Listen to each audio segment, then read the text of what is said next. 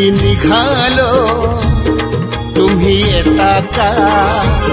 माझ्या साईला भेटाया तुम्ही येता का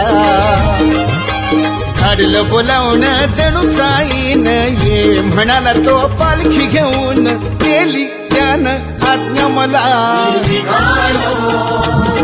तुम्ही येता का माझ्या साईला भेटाया तुम्ही येता का